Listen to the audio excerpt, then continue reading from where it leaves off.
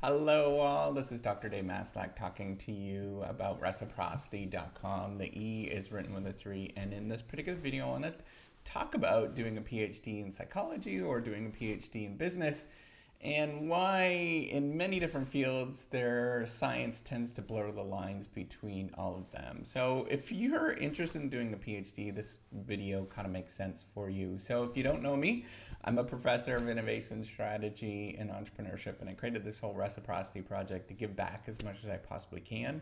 There's so many people that helped me out during graduate school that I just wanted to be as helpful as I possibly can to people around the world and to give as much as I can. So, this kind of idea that people sort of pick different sub-disciplines and sort of pursue those different sub-disciplines. So for me, I did my PhD in strategy, it's general management in a business school. But I often find it kind of interesting in terms of people sort of picking different sub-disciplines and then they sort of stick closely to those different sub-disciplines.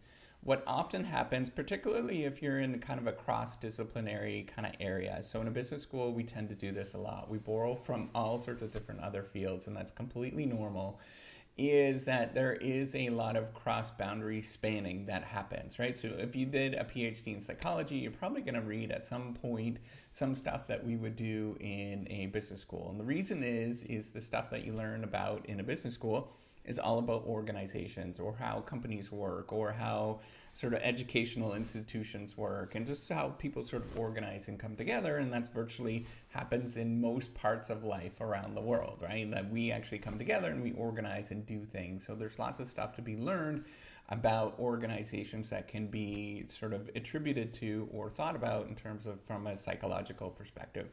And I was actually thinking, the reason why I was thinking about this is that yesterday, I'm doing some work on motives right now. I'm thinking about how motives actually work, or individuals sort of pursue certain different motives.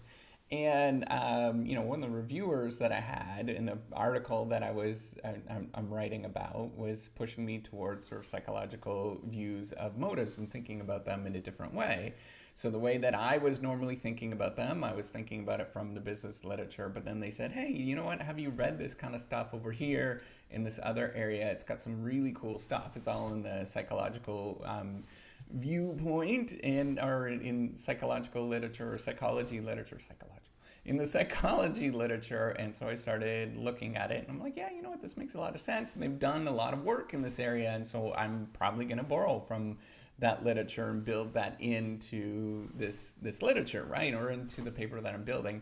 So my point is that when you choose a PhD, you will blur a lot of lines and you'll be learning about a different thing. So there's generally very few boundaries, in my personal view, that there's very few boundaries across the fields. And that is actually a really good thing for science, right? So the reason that you don't want a lot of boundaries and sort of have these very strict boundaries across different disciplines, across whatever university you're at, is simply because you want to grow ideas. So some of the most profound ideas that we know of were sort of borrowing from different areas, particularly in my field.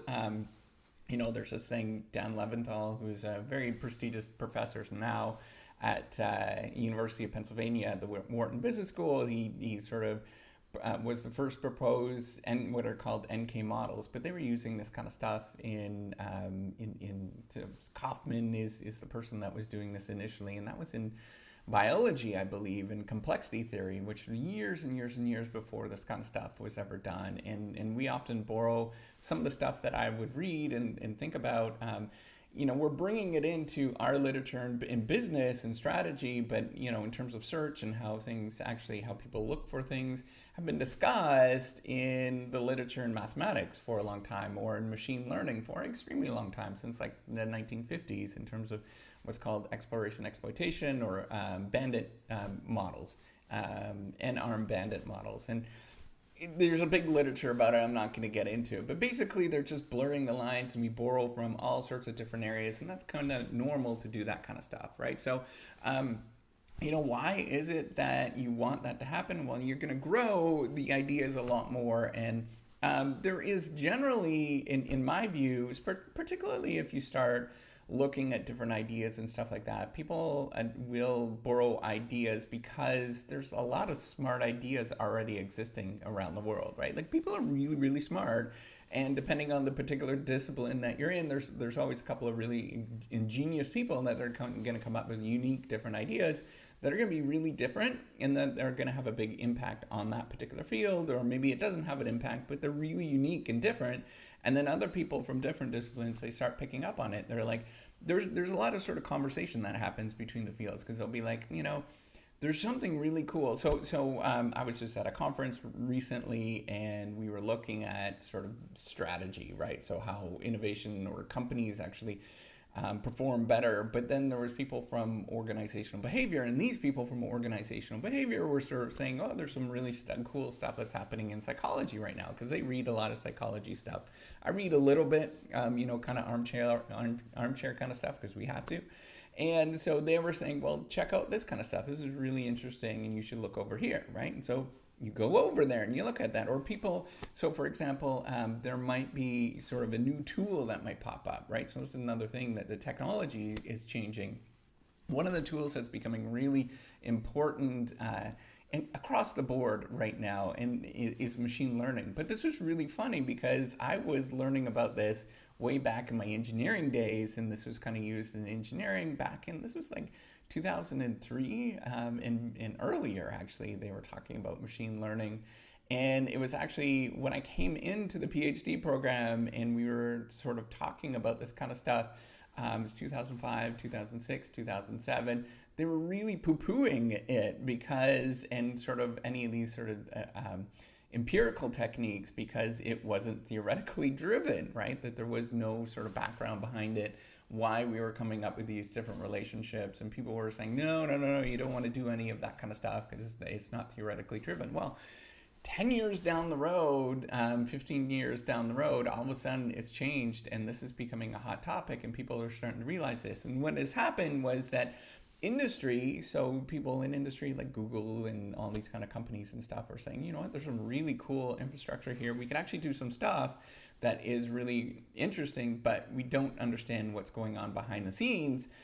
But we can generate all these sort of valid inferences that nobody else could do before. And that's exactly what's happening in our field. They're starting to say, well, you know what, actually machine learning's not so bad. We can generate these sort of insights and correlations and things like that. But then we have to sort of we have to induce what is going on behind the scenes. And this is a different way to do sort of research that has been proposed, but it's changing very, very rapidly. And people are starting to recognize that this is a really great way to do things. So all those people that are doing machine learning stuff all of a sudden is doing, it's becoming popular, and there's demand for it. So if you would have trained in that area, if you would have trained in different areas, you would have got some insight. You would have got a jump on somebody else, right? So things change and things sort of pop up rather quickly. The other thing that that ends up happening a tremendous amount is that. And this is why I think it's okay to sort of change different directions and sort of switch different sort of things, is that you study a context, right? So you use a theoretical idea and a theoretical sort of infrastructure, sort of hammer and nails and stuff like that. And then you study a context. So for me as a business researcher, I study the context of organizations or businesses, or, maybe it's the people that are in businesses or organizations. And then we end up taking tools from different areas and putting it together. So we end up getting kind of, I kind of view it as like a grid, right? So you have your theoretical insights and stuff like that, but then you have your insights from the organization. And you will notice that a lot of very prominent sort of psychologists or prominent people in economics and stuff, they end up being located in business schools, because they are training in those different areas. And, that the stuff that they learn in those particular fields can be applied in business, and that's totally okay. And so this is my recommendation that I would do for you in terms of spanning ideas and thinking about this. First of all, if you are thinking about doing a PhD, what I would highly recommend is sort of look at the disciplines that are the most lucrative in terms of your career prospects, right? So the ones that have the most amount of opportunities, and sort of pick and choose which ones you want to go to based on that. And then you can choose based on, after that, you can choose, to study it from a different perspective, right? So it might be that you're really interested in religion, for example. Well, there's a lot to be said about religion if you were to apply it. So instead of studying it from, a very religious perspective, or going and doing a PhD in religion, well, you study it from, another perspective where you're looking at, say, maybe it's the organizations of religion and things like that. And people actually do that, right? And they study it in a business school, for example. Or, maybe you're in law and you want to become a law professor, for example. Well, you could study religious organizations and the law that happens in religious organizations, right? So the Catholicism, canon law has been going on for, hundreds of years. It's really old stuff.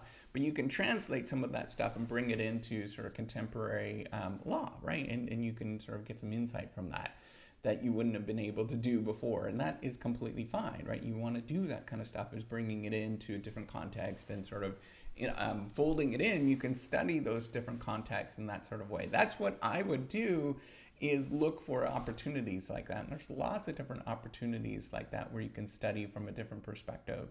And people end up getting gradually pulled towards the lucrative things anyways, or going towards the things that sort of make sense financially for them in the long run. And they have to make these active decisions to not do that, particularly if they're doing really cool and interesting ideas, right? So I would highly look at these ways to blur the boundaries and sort of move in those directions. So another example, not particularly in the business context or organization context, I guess it is, but in terms of education, right? So you can do the psychology of education, look at educational organizations, for example, and how people sort of students behave in the classroom. Well, then you can go and do some really cool things, and you can either be in a school of education, or you can be in a psychology department, right? That's totally fine to do those kind of things depending on what you're doing and what you're boring on.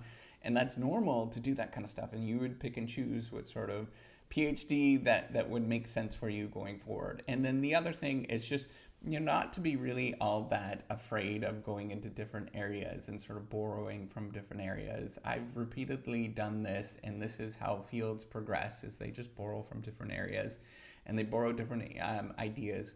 What you have to do is sort of the framing of what you're looking at, and sort of change the way that you're framing the particular thing.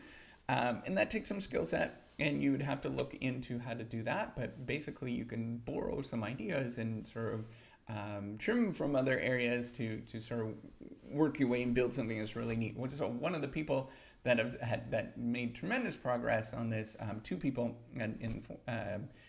somebody that I was personally close to, Jim March. He was at Stanford University, recently passed away. And he did some really cool stuff where he's borrowing from all sorts of different areas. And his supervisor, or the person he worked with, Herbert Simon, borrowed from all sorts of different areas in computer science and philosophy. And, all these guys did this in psychology. And so if you look at their, who they belong to, they didn't really have an area that they belonged to, but they were very influential in many different fields. And they had a large impact in economics. For example, Herbert Simon won the Nobel Prize in economics. So there is just, the people that sort of boundary span, they end up having a tremendous amount of, they do very well in terms of their career, and then they end up finding the home for them, intellectual home for them that sort of fits within that. So the other thing is one thing you have to be careful of is sort of finding your intellectual home, but that's up to you to choose what your intellectual home is going forward. So hopefully you like this video and why sort of science blurs the lines between different disciplines, and it's okay to choose one or the other. And you just kind of stick with it and sort of do your own work, right? Like you are in there doing your own work, and sort of these positions or disciplines that you have. In my personal view, I think you can sort of, there's a lot more leeway and lots more play than what people give it credit for, and it's more of sort of a symptom of the particular institution that you're at than whether there is like one hardcore, this is what education or this is what knowledge is in this particular area. So Hopefully you like this video. Give me a thumbs up if you do, and do subscribe to the YouTube channel. All right, take care. Bye.